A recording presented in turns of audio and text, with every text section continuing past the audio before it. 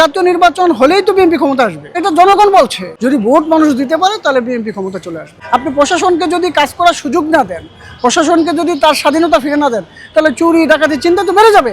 কেউ কাউকে মানছে না। আপনি দেশটাকে একটা হরিলুটের পরিণত হয়েছে।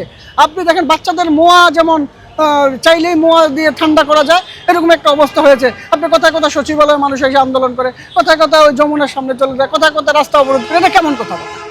আপনি আন্দোলনের জন্য, আপনার দাবির জন্য, সেই দাবির সাথে আন্দোলনের সাথে বাস্তবতার মিল থাকতে হবে, জনগণের সাথে সম্পৃক্ত থাকতে হবে। যেমন বিএনপি নির্বাচনের জন্য আন্দোলন করছে, সেই নির্বাচনের সাথে বাংলাদেশের জনগণ সম্পৃক্ত।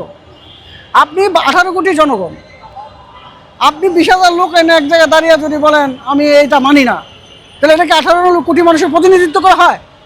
কত পার্সেন্ট লোক? এমনও তো কোম্পানি আছে তাদের 2-3 লক্ষ লোক আছে, কর্মচারী আছে, তারাও যদি কোম্পানির লোক এনে যদি বলেন আমরা এটা মানি না, তাহলে কি তাদেরকে গ্যারান্টেড হবে? এটা কি মেনে নেবে? বিষয়টা হলো বাংলাদেশের জনগণ কি চায় কি চায় না, বাংলাদেশের জনগণ কাকে সমর্থন দেয় কাকে দেয় না, সেটা একমাত্র পথ হলো নির্বাচন। সেই নির্বাচনের মধ্যে দিয়েই জনগণ কাকে চায় আর কাকে চায় না সেটা নির্বাচনের মাধ্যমেই জনগণ প্রমাণ করে দেবে। 16 বছর পেশিসের বিরুদ্ধে আন্দোলন করেছি, কিন্তু আমরা এখন এসে আন্দোলন করতে হবে এটা আমরা চিন্তা করিনি। এটা আমাদের জন্য খুব দুঃখজনক, এবং মানুষও এটা খুব ইউনূস স্যারকে বসানোর পরে তাকে নিয়ে আন্দোলন করতে হবে, মানুষ এটা ভালোভাবে নিচ্ছে না।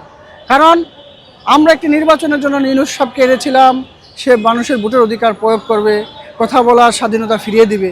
এখন দেখছি, আপনি দেখেন এই যে ইশরাক সাহেব, তাকে আদালত রায় দিয়েছে। তো শেখ হাসিনাও তো আদালত অবজ্ঞা করতো, একতরফাভাবে বেশি ক্ষমতা থাকার জন্য তার যা মন চাইছে সেই তাই করতো।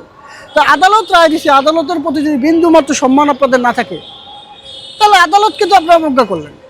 আবার নির্বাচন কমিশনার কি করলো? গেজেট দিল। তো নির্বাচন কমিশনার যদি গেজেট দিল, তাহলে গেজেট দেওয়ার পর শপথ নিতে অপেক্ষাটা, সমস্যাটা কোথায়? এই যে 2 জন উপদেষ্টার একগুঁড়ামির কারণে এখন তারা কি বাস্তবায়ন করার জন্য, কার এজেন্ট বাস্তবায়ন করার জন্য, এই মূল কারণ এবং উদ্দেশ্যটা কি? এটা উদ্দেশ্য হলো নির্বাচনকে বিলম্ব করার জন্য, এবং জাতীয় নির্বাচন হলেই তো বিএনপি ক্ষমতা আসবে। কারণ এটা জনগণ বলছে, সারা দেশের মানুষ বলছে যে ভোটের একটা ব্যবস্থা যদি হয়, যদি ভোট মানুষ দিতে পারে, তাহলে বিএনপি ক্ষমতা চলে আসবে। এটা তারা বিভিন্ন জায়গায় তাদের গোয়েন্দা সংস্থা বিভিন্ন লোক দিয়ে তারা জানতেছে, বুঝতেছে, যার কারণে তারা নির্বাচনটা যেন না হয়, নির্বাচনকে প্রশ্নবিদ্ধ করার জন্য, নির্বাচনকে বিতর্কিত করার জন্য তারা এই ধরনের কর্মকাণ্ডগুলো করছে, এবং একের পর এক নতুন কৌশল তারা বের করছে।